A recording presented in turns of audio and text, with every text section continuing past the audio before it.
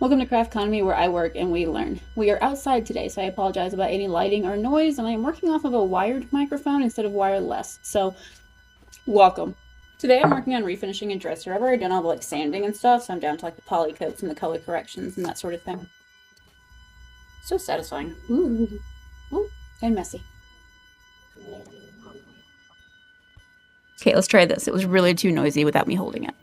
So the 4-part economy reset, the part that seems to be confusing a lot of people is the first part. Like, what do you mean we came out of COVID with all this extra money? Like, I sure didn't. Well, yeah, no, me neither. I actually worked in Arkansas at the time of the COVID shutdown. And fun fact, Arkansas didn't shut down. They were allowed to. Different businesses were able to, but they did it on their own case-by-case basis. They chose to. And you know who didn't choose to? A lot of commission jobs, so that they didn't care. Which, honestly, looking at it from a corporate standpoint, I can see that. They ain't gotta pay if nobody buys, and doesn't hurt me that my employees aren't able to get unemployment. So I had to stay at work. I didn't get pre-COVID money. I got the stimulus check, but I didn't get unemployment. I still had to go to spend my own money to drive there, to pay bills, to make my own lunch because all the restaurants were closed. It wasn't a good time. I didn't have a ton of extra money. I didn't have all this free cash flowing around because I was working a commission job, like I said. And after everything started opening back up again, I did see people coming in with checks. People coming in with a lot of extra money, of trying to touch something with a dirty hand. I did see people coming in with extra money that they got from COVID, from their stimulus checks, from whatever. And I was kind of bitter about it, if I'll be honest. I was like, what do you mean you guys got all this extra cash just sitting around because of unemployment? Because rents were required to be put on hold. Because. Like, all these extra things that happened, I didn't get to benefit from any of them. It felt extremely unfair, I'll be honest. So if you tell me I don't know what you're talking about, I'm going off of numbers. I'm going off statistics, and I'm going off of reports. I'm going off of the average American household, which I was apparently below. So during COVID, people were able to save more than they normally would. People that had jobs that allowed them to go remote. People that had jobs that were already remote, or jobs that they could do from home, or jobs that were not shut down because they were essential jobs and they were able to make money while everyone else was closed. So, did it suck for nurses? Yes. Did nurses have an opportunity to save money that a lot of people didn't? Yeah.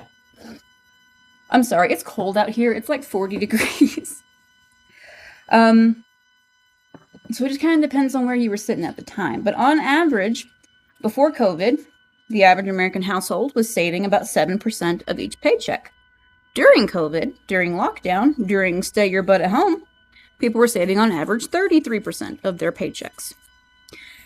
And no, it wasn't fair. Life's not. But they were saving up all that money. And so coming out of COVID, the average American savings, like as an accumulative all of America, what we managed to save was over $2 trillion. So, not a small number. And then the businesses reopened, and then people started hiring again, so people felt more comfortable. So even if you didn't have huge savings, like, oh my God, I have a job now, I have income again. So people were feeling confident in the economy again. And that is part one of the 4-part reset. I called it a collapse at one point, and I apologize. It doesn't always lead to a collapse. It does occasionally just lead to a recession or a reset. Not a full-on depression necessarily. It can. It's a possibility, but it's not a requirement. Part 4 is the reset. So part 1 is the cushion, where we have all the money. And then part 2 is where we spend the money. Part 2 is where we save. The savings are not going up. Their savings are going down. Part 2 is where people start using more credit cards. Part 2 is where I've built up this lifestyle because after COVID, I had all this money, or I had credit, or I had a steady job, and I had faith that I would have more money, and I spent it on things that I probably wouldn't have if, times had been tighter. And then part 2 is it starts running out. Part 3 is I don't remember I don't remember the actual term, but part 3 is the pinch. It's where credit starts running out. It's where you start seeing foreclosures. You start seeing some of the more financially insecure people in the country hurting and failing. So that's why you see some people in some cities look great. They look like they have tons of money, and some cities look like they were abandoned 10 years ago. It didn't hit everybody equally. Not everyone had a good cushion. Not everyone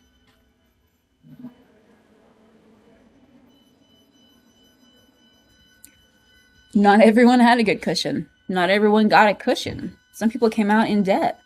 Not every state gave the same amount of unemployment. Not every state actually delivered to everybody who was supposed to get unemployment. I actually knew somebody that was living in Ohio, and it took like 2 years for him to get his unemployment checks from Ohio because he moved to Ohio just before COVID happened. So he didn't have an established residence yet. He didn't have a lot of tax history for them to work off of.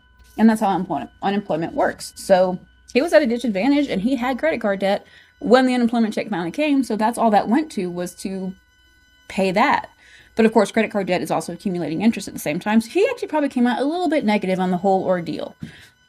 And it sucks. It sucks to see everybody else making all this incredible headway with savings and with getting ahead and investment and being able to buy the things that you wish that you could buy because that's still wet. And it's just unfair that it is. But America doesn't care about fair. America cares about economy. So what do you mean that our economy's booming? I don't feel like I'm booming. Well, you personally probably aren't.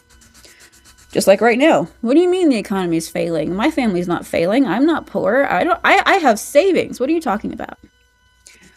Being in a better position at the beginning of the cycle keeps you in a better position throughout the entirety of the cycle.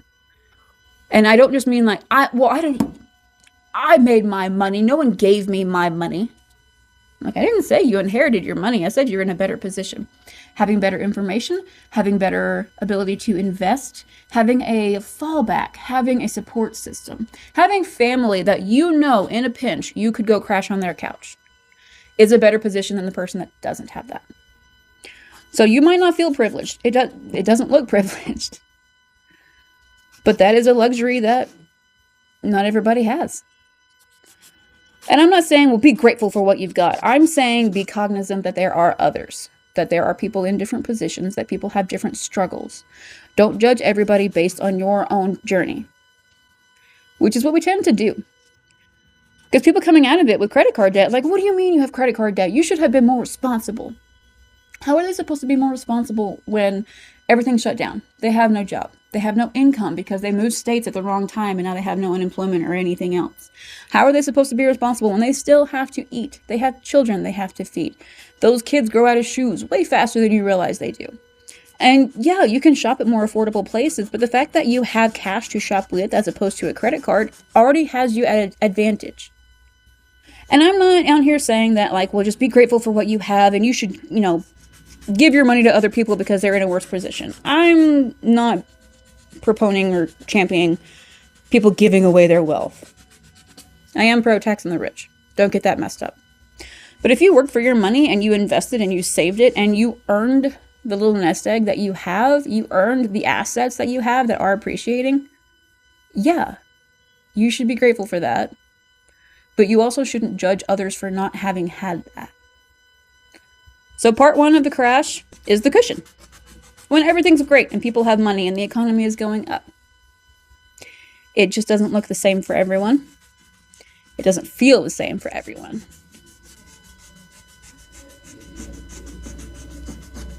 And when I talk about stuff like this, I get 2 main reactions. What are you talking about?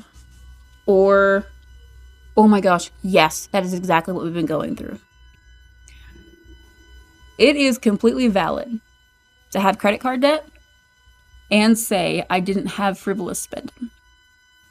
Those two do not necessarily negate each other. Because in the last year, credit cards haven't been used for discretionary spending. Up to half of credit card usage has been for utilities, groceries. When they start tracking where it's going, it starts getting alarming. I don't want you to come out of this video thinking that I'm just on here preaching. I don't think it's preachy to say people are still people, whether they have your financial playbook or not. Everyone deserves to eat. So if you came here looking for a little bit of clarity and you were able to find it, then go ahead and follow. I think these conversations are important. And for some reason, we're being encouraged to not have them, or we end up having them and they turn super political and negative and judgy. And that's not what I want. I want Americans to be able to discuss openly. You want to be able to discuss your wages with your coworkers? I want to be able to discuss our wages with our neighbors. I think it's important to get the view from different sides of this. Because it's going to come, and it's going to hit everybody, but it's not going to hit us evenly. And that's an important information to have going into the next step. We're seeing foreclosures. We're seeing repos. We're seeing loan defaults. We're seeing a decrease in spending and an increase of just trying to maintain. And I'm going to make a video with all those numbers in it, breaking it all down for you, so just look out for that. But in the meantime, can you just imagine what it would have been like for you to go through COVID? To be one of the people that had a sick family member that was in the hospital for weeks at a time.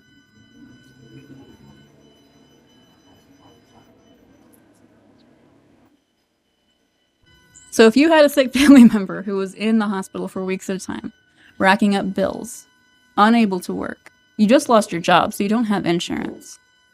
You came out of COVID with massive amounts of debt.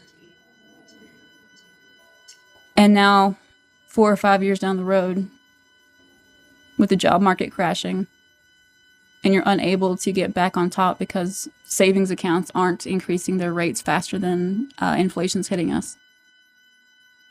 And someone looks you in your eyes and tells you, you should have made better decisions.